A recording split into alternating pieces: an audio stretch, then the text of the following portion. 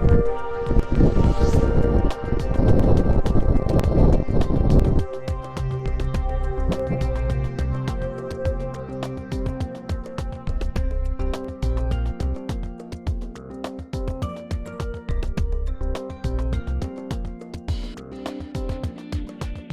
is the sense that you're sort of leaning back and club head stretching that way. Now if everything turns together and it's leaning back this way, then that's fine. Because when you do that, everything's great. So when I go to the extension, boom, everything's out in front of me and I keep turning. I can lean back as much as I want here. As long as I squeeze my glutes and my extension in front of me, I can pull back against that extension as hard as I want.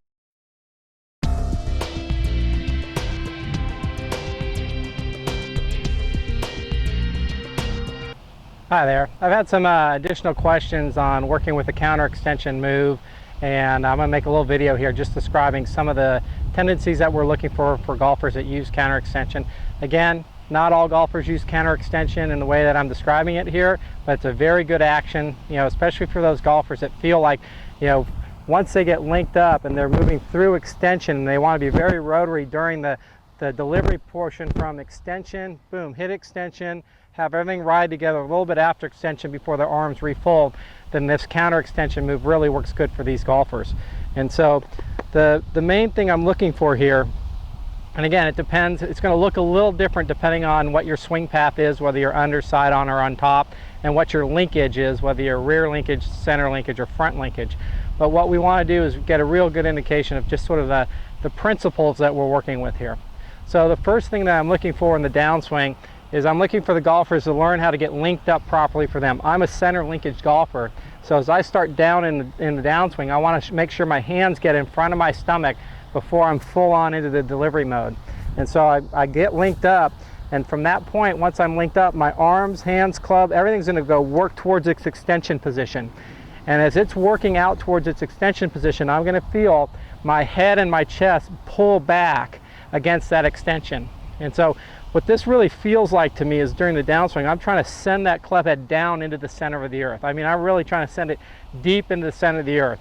And once it gets into the earth, I feel like my body's pulling it out of the ground. So even though after impact that club is working up plane, all right, I still feel like the club head's trying to extend further away from me as my body's pulling away from it at that point. Once it hits the full extension, then it feels like everything rides together, and then it refolds as I go around into the full fall through. So again, there's this sense of sending that club head deep into its extension, feeling my body pull against it. Once everything is countered each other and it reaches that full stretch in the extension, everything rides together for a little duration, and then it refolds as I go around. Now, I'm an under golfer, so I'm going to demonstrate it as an under golfer here. And just that sense that I'm really trying to get that heavy feel, that nice, heavy delivery deep into the center of the earth, and have my body pulled out as I go through to my full extension.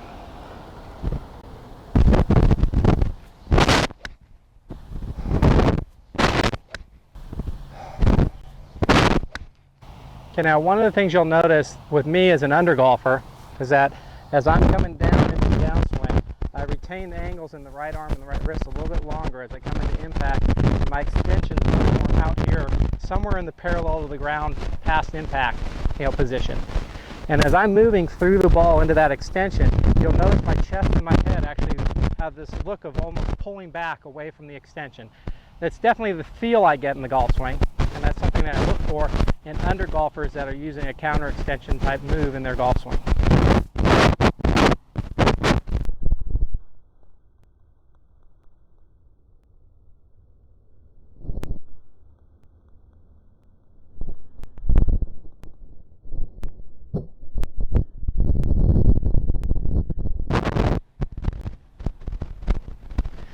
Okay, now I'm just going through to that position and stopping right now, but what we would see in the real swing is I'm going to go through to that extension. Everything's going to ride together for a little bit of the duration. That left arm's going to fold, and the wrists are going to refold up to the follow through.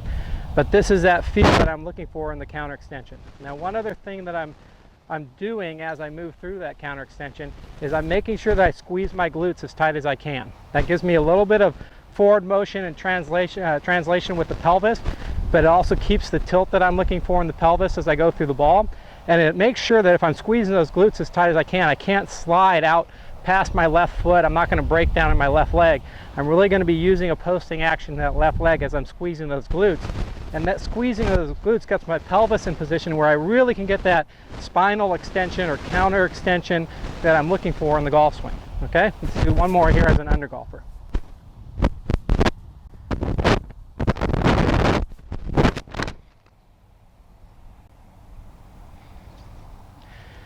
And then once again, in the real swing, what's going to happen is I've already released some postural angles at this point. As I go up to the fall through, I'm going to release those postural angles. I believe that we all need postural release. Some golfers do it sooner than others. On top golfers, they'll actually start coming out of posture with the left arms about parallel to the ground, the downswing, kind of like Peter Sr. And they really look like they're standing up to the ball. You'll have side-on golfers who reach a later delivery about this point when the left arm and the shaft are about 45-degree angles, to the ground. The right arm starts to straighten that left arm post, but as they go through the ball, the head's already coming up and out of there. Tiger Woods, his would be working up and backwards. Annika Sorstan's working up and a little forward, but David Ball's rotating his head out of there. Side-on golfers are all moving into that post, and through the ball, they're all getting out of there, and they're starting to release their postural angles actually as that club goes through the ball. Okay, under golfers are going to stay in postural angle a lot longer, but once again, as I'm working on that counter extension, I'm actually going to come up a little bit. I'm going to feel these counter forces in the golf swing, stretching that extension as good as I can, and then I release postural angles all the way up to the finish. Okay, let's do the side-on action in a drill now. So what we want to understand with the side-on golfer is their delivery position starts about right here, and it's working through until the arms and the shaft are about 45 degrees past impact. So my arms are pointing down and out at a 45-degree angle, the club's caught up there, and I feel like I'm pulling away from that as I get there.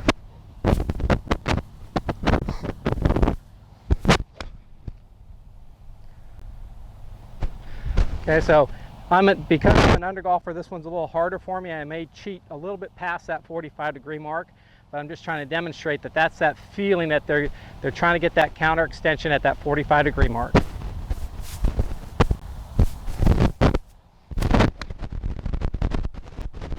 So once again, they're going to continue to release their postural angles all the way up to the fall through. And again, as that side-on golfer comes down, they hit the livery. They're moving in through impact, they're moving to their extension, they get all those counter forces happening through the full extension. Once it's fully stretched, everything rides together.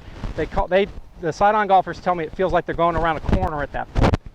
So delivery, through impact, feel those counter forces, counter actions, getting that counter extension in play. Everything rides together for a little bit, and then it folds up over the shoulder as they're releasing all their postural angles.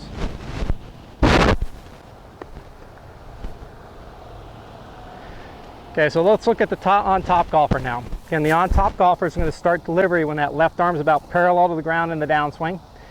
They're going to be extending much more downward and standing up through the ball.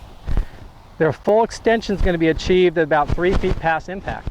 And that's where they feel like they're getting that counter stretch or that counter force, that counter extension away from where the arms are extending.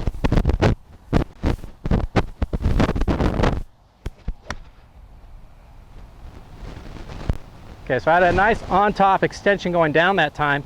I didn't get the counter extension of my spine pulling away, my pelvis squeezing and my spine pulling away. I didn't get enough of that to make room for the downward extension, so I stuck that one in the ground a little bit. On-top golfers get up a lot easier than I do. Again, I'm built to be an under golfer, but if you were Peter Sr., you'd get up and out of there a lot faster than I just demonstrated.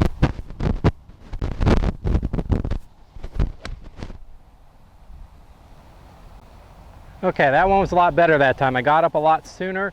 I felt more like I was countering that extension that was working more downward through the ball. Now, keep in mind, everything's a matter of degrees in biomechanics. Some people are more on top, some people are in between on top and side on, and what we would call side cover or top side or side top, depending on where you are.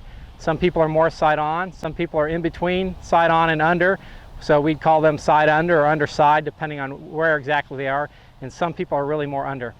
So understanding your swing path is going to tell you where your extension needs to be achieved, where the full extension needs to be achieved. It'll also let you know if you're a counter extender when you need to feel that counter force pulling away from the extension of the arms working out to their full extension. So getting a feel for that and understanding for that is really going to help you understand exactly how you want to feel that counter force in your golf swing. So let's look at the on top golfer again from the down the line view. Again, about parallel to the ground with the left arm in the downswing, their delivery begins. That right arm's extending down, they're standing up, boom. They hit their full extension about 3 feet past impact. They're feeling that counter stretch or counter extension right there. Everything rides together for a little bit, and then the arms fold and go up to full posture when we release our posture to that full finish. Okay, so I know that there's a lot of dynamic things going on here, but you just have to practice what fits you. So one real good way, and I'm going to do these as an under golfer again because that's what I'm built to do, is taking 2 balls. The first one I'm just going to work on getting to that counter extension position. The next one I'm going to go through that position to the full follow through.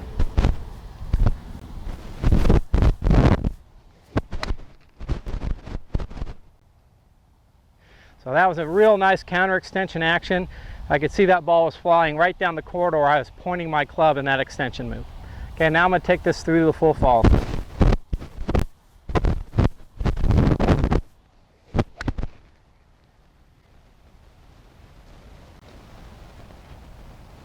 Okay, now going through to a full follow through, the shot went higher, it went further. Okay, so you can also use this as a drill for learning how to control your trajectories. The more you get yourself where you can just stop at that counter extension position, you're going to find you're going to get a lot lower, more penetrating golf shots. So I got a nice low penetrating shot that time.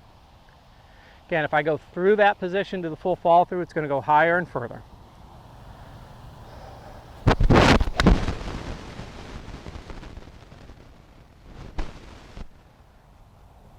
And I like it for me because when I do that, that ball is going right where my finish is facing, so I know that I really made a good swing. Okay, now a lot of people ask, why do we call this counter extension? Again, that was a term that another professional friend of mine, Paul Gorman, came up with, and the feeling is, again, is that the arms, hands, and club are working to their extension position. The motion of the body or the torso, it's pulling up and extending away. So the extension of the spine moving up and away from the extension of the arms is 2 things working in the opposite direction at the same time. There's our counter force, or our counter action, I think is a better way of saying it, because we aren't measuring the forces there, we're actually just feeling the actions that we're performing. And when you have those 2 counter actions working together, that club becomes very stabilized, and so does the club face. It's very hard for that club face to flip past the hands. And so we're going to find that in that delivery action, boom, you're going to get a lot more stability in the shaft, a lot more stability in the club face, and in doing so your shots are going to go a lot straighter. Now, if I wanted to hook the ball or slice the ball, I wouldn't necessarily work towards that counter extension position as much. So I'm going to feel like when I'm going through that, I want that toe passing the heel to win the race, and making sure my path is moving a little bit more right if I want to draw the ball. If I'm going to fade the ball, I want to make sure the heel is winning the race through the ball, club face a little bit more open, and again, I want to make sure that path is moving a little bit more left, through the ball. So, ideally in my mind, I want to play that ball as straight as I can, and the better my counter extension is in my golf swing, the straighter that ball goes.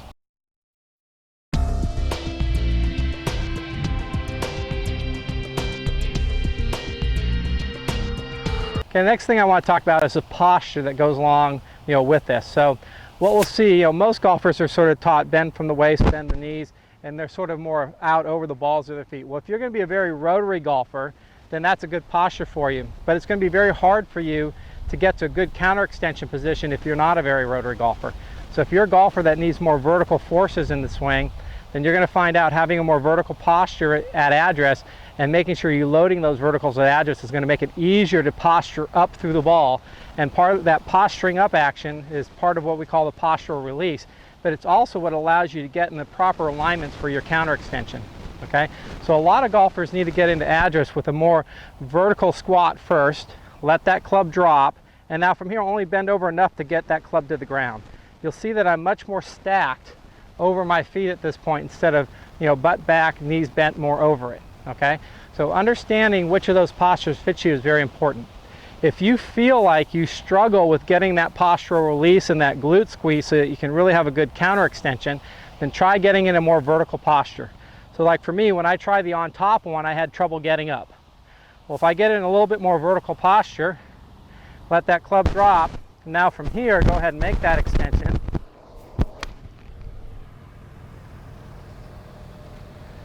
Well, I was much more reflexive getting up that time. That made it a lot easier for me to make room for that downward extension that I'm having in an on-top manner. So once again, if you feel like you have a tendency to stay down too long in your posture, not get up enough to make room for that counter extension, then really work on getting into your address position in a more vertical manner. Let the wrists hinge down naturally, only bend enough to get to the ground. Now move into the ball. From here, go ahead and work on getting to that extension, coming up out of posture in a nice reflexive manner. Okay, I'm going to finish up one more here as an under golfer. Again, that's what I'm built to do. I like the feel of that one better. Just getting that image of what that counter extension is looking like.